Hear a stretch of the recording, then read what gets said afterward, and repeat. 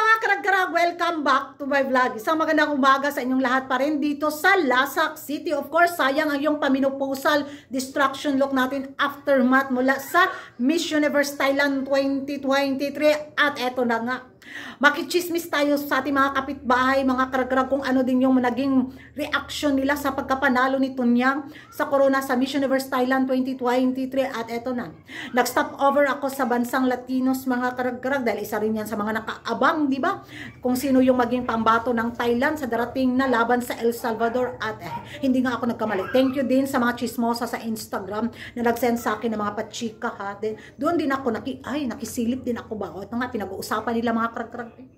Kinabahan ang mga taga-Takos dahil si Tunyang ang kinurunahan at pambato ng Thailand, mga karag-karag, dahil malakas daw ang laban nitong si Tunyang sa pangatlong corona sa Thailand sa Miss Universe.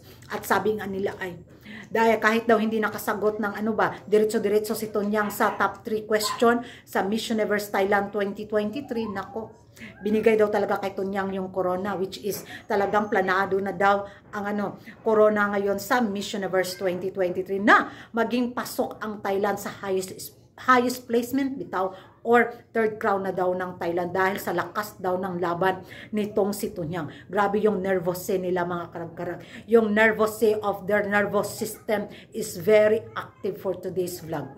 Sa ating mga kapitbahay na mga taga-Takos. Kasi hindi naman talaga natin maipagkakailan na hindi talaga pipitsugin din tong pinadala ng Thailand ngayong taon na to sa Miss Universe 2023, di ba? Malakas din talaga ang laban nito niyang pagdating sa face value.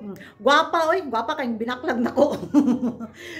So, umasa pa rin sila, mga karag-karag, na maging fair daw si Maring Halo the Universe sa pagpili ng winner sa taon na to sa Miss Universe 2023. Sana daw hindi maging cooking show ang resulta sa Miss Universe 2023. Gayong ang Thailand ay may malakas na kandidatang pinapadala. Yan ang mga karag-karag, ang mga latest na ma-share ko lang sa inyo ng mga pachika ngayon na pinag-uusapan ng ating active din ng mga chismosa ng mga Latinos na kapitbahay nga sa pagkapanalo nito niyang na nagkulba-kulba ang ilang dughan. Their heartbeat is beating fast.